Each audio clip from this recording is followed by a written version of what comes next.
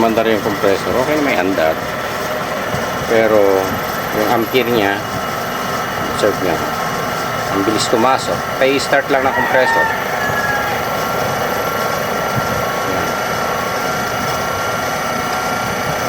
Yung karga, yan. Mababa lang yan kasi undercharge pa to eh. Nag-yellow pa nga siya. Bumirit na yung compressor. Yung ampere niya, oh, taas. 5.3. Yan, umabot ng 8 ampere to eh. Tapos yung karga niya, yan lang karga niya, no? Halos wala pang ang karga to eh. Tapos makikita nyo dito, yan. Nag-icing na. Yung puti na yan, nag-yellow yan. Kasi nga, walang karga yan. Then, ito. 5.8.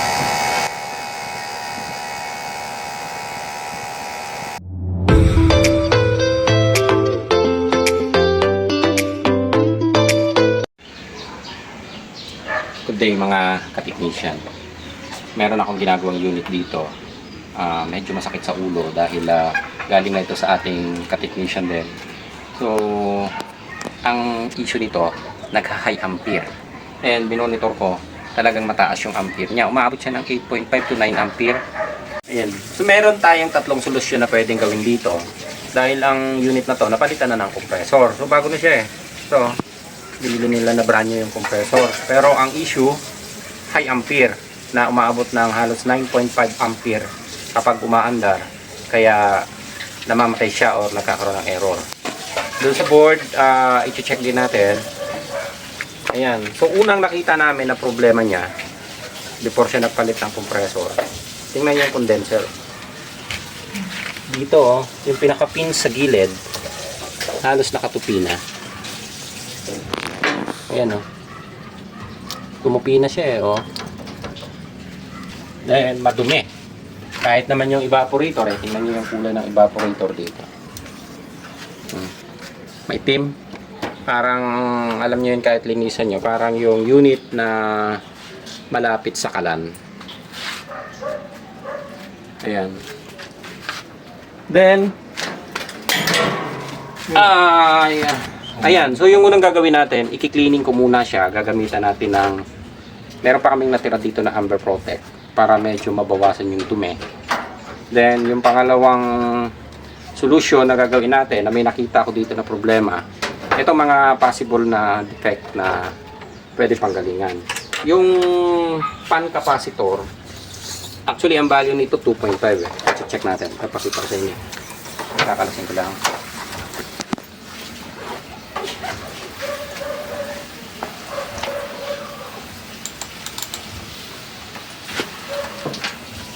Ayan. So ito yung pan capacitor natin.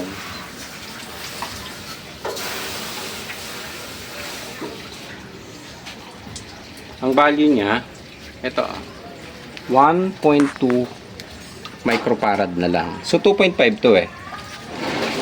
Ayan, 1.2.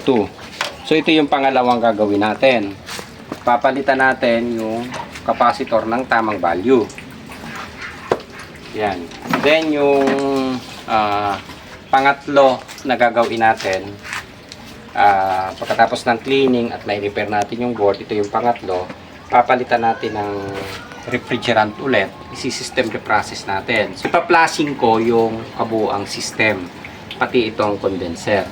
So ipa-flushing natin siya ng nitro. Then i-observe natin. Kung sakali na ganun pa rin, mataas ang ampere, eh saka pa lang tayo makakapag-conclude o masasabi natin maaaring defective yung compressor or hindi match yung naikabit. Pero sabi nila ganitong number din sa compressor na to yung ginamit nila. Kaya lang hindi tayo nagkabit, kaya hindi tayo sigurado kung ito yung eksaktong number niya o ito yung tamang compressor na ikakabit dito. Ayan. Ayan, ito yung napansin ko. Yung condenser natin halos tumupi siya dito sa bahagya na to, na portion. So isa ito sa pwedeng dahilan kung bakit mataas yung ampere. Then yun nga yung capacitor, yung pan speed natin medyo bumagal siya dahil 1.2 microfarad na lang yung ating capacitor.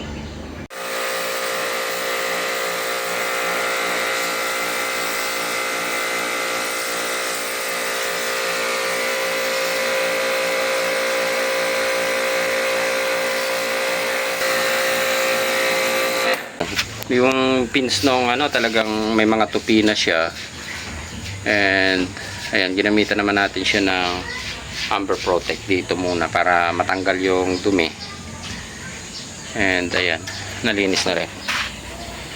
Okay. So yung sunod na step natin, papalitan natin ng capacitor yung ating pan motor dito. So sa board siya nakakabit. Yung capacitor ng pan, babaklasin ko na lang.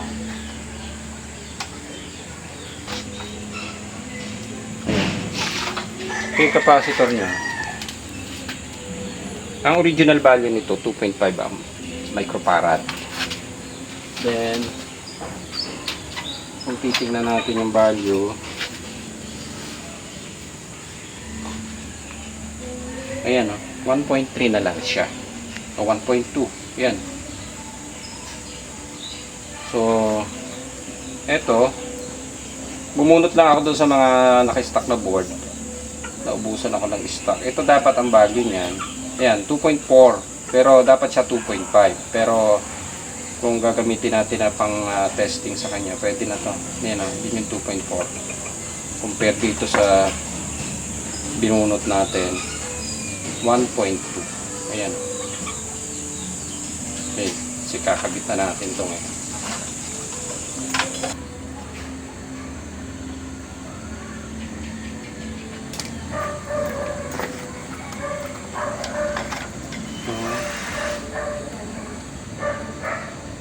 Ayan, 2.4. Okay na yan. Ayan. So, okay na yung board natin. Na-cleaning na rin naman natin. And yung sunod na step natin, i-recover ko muna yung refrigerant. Then, isi-system reprocess ko ng panibago.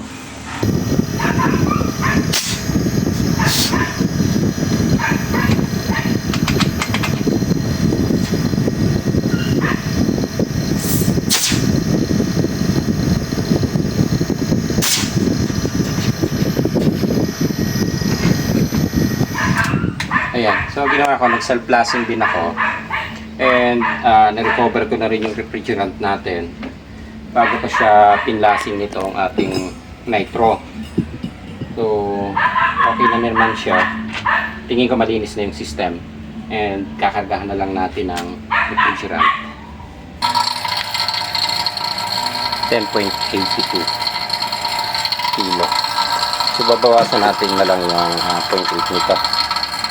Ang total na karga nito is 900 grams o 0.9 kilo. So yung refrigerant natin 10.8. So nagsila kasi yung tubo nito o less than 10 feet kasi for observe lang naman ito. And kailangan lang natin dito hindi mag high ampere. Ayan. Kung magno-normal na siya, okay na siya. Pwede na ito.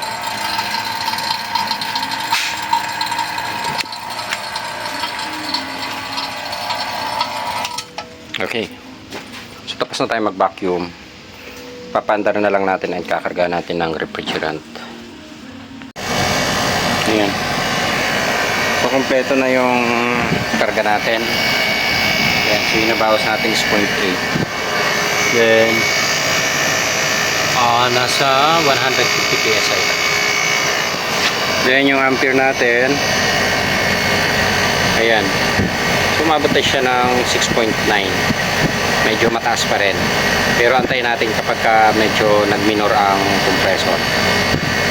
Ayan, sumabot na 7 ampere, pero mabilis na yung pan natin. Okay na rin kasi kung magtataas pa ito ng ampere, maaaring yung compressor niya hindi compatible or defective yung compressor. Ito. Ayan o, burado na kasi sticker. Pero 2 HP to. Yung nabasa ko nasa 6.8. Pero actually mabot siya ng 7.2. Ayan, pero full charge na to yung ating refrigerant. Tama na yung ipinasok natin. Ayan, susubukan nating mapababa o minor yung compressor kung bababa ang ampere. So medyo ibababa lang natin ng konti itong room temp sensor para tamaan siya ng lamig kasi nasa labas tayo kaya hindi natin ma-observe ng dire-diretso. Yan. Ito yung ampere natin. Tingnan natin kung magkakaroon ng pag-reduce yung clamp ammeter natin. Yun. So bagay bumababa yung ampere natin na yan, nag 6.6 na lang siya. Nag-reduce ng bahagya yung ating compressor. So hindi na siya naka full speed. Yan, pababa ng pababa. And nagre-reduce din yung ampere natin habang nagre-reduce yung andar ng compressor. Yan o. So bumaba siya ng 4.8. And nag-minor na rin yung compressor natin. So maaaring pwede pa pero medyo pansin ko lang medyo mataas ang ampere ng compressor. Pero nahahawakan naman siya and hindi naman siya ganoon kainit na compare kanina na halos hindi mo mahawakan. And yun nga napansin natin, mabagal ang ikot ng pan kanina. Ngayon mabilis na ikot niya.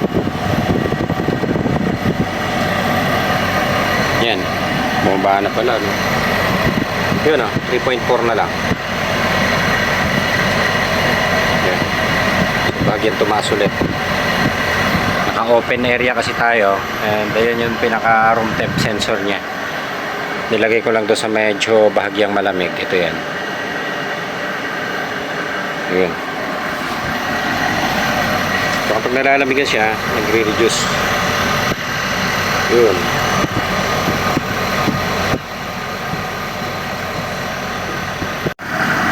Yan. So check ulit natin. Ayan, 3.7.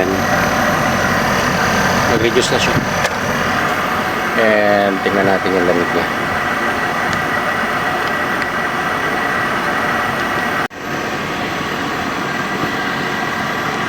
Ayan, okay na siya.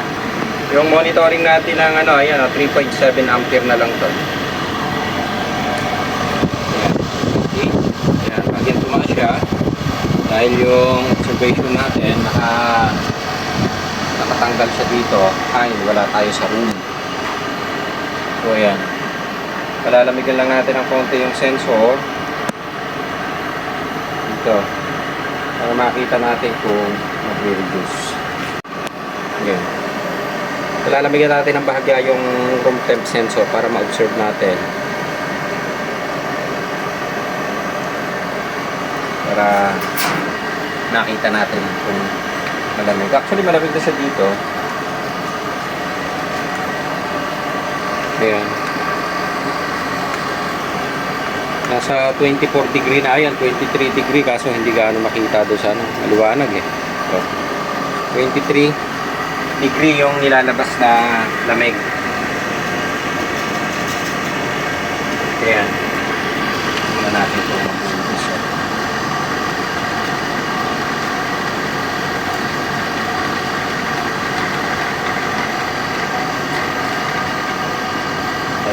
Okay na.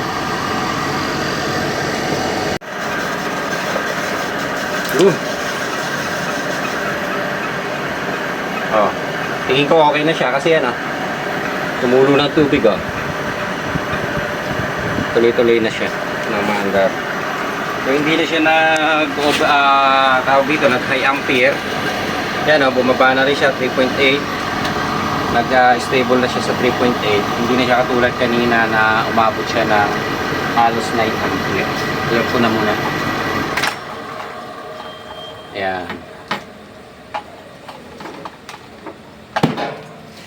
Ayan, so okay na yung unit natin. O-observe na lang namin ito. Pinargahan ko na rin siya ng tamang timbang ng refrigerant. And Ayan, okay na siya. So, yung ginawa lang natin dito is yung unang step na ginawa natin para makita natin kung magluloko talaga yung compressor. So, nilinis natin, ginamitan natin ng Amber Protect. And yung pangalawa, is yun, pinalta natin ng capacitor. Ito yan, yung pan capacitor. Kasi napansin ko siya, medyo mabagal ang ikot ng pan. So, yun yung mga possible na pwedeng panggalingan kapag ka nag-high ampere yung ating unit. Kung sukatan natin ang amperes mataas. So, tingnan nyo yung speed ng pan. Kung normal ba siya. Kung pansin nyo, hindi normal. Or kita nyo, medyo mabilis. Pero, katulad dito, AC pa naman siya. So, ang common na nagiging problem niya, ito, capacitor. So, 1.2 yung nakuha natin na value dito. Then, pinlasing ko siya nito. Yung ginamitan nga natin ng nitro. Then, system reprocess ulit. Nung ma-cleaning natin yung pinaka-system, saka tayo nagkarga ng saktong sukat ng refrigerant na. Ayan, kaya tinimbang natin, gumamit na tayo ng timbangan. So, sa ngayon, under observation siya. Pero based doon sa observation natin, nag-normal na siya. Ayan, so okay na tayo. Okay na rin yung unit. And nagpalit nga sila ng bagong compressor. Actually, bago yan, no? Makikita nyo bago yung compressor na yan. Kaya, ang ginawa nila, dinismantle na yung unit and dinala dito. Dahil, ayun nga, mataas ang ampere. Masyadong mainit yung compressor. So, ngayon, ayan, kahit bagong under siya, nakahawakan ko yung compressor. Yan. So, hindi siya ganon kainit na nakatulad kanina. Kasi once na mataas ang ampere niyan, mainit din ang compressor. Ayan. Okay na tayo. Umandar na. So, ang gagawin natin ngayon, observation na lang. Okay na tayo. Ayos.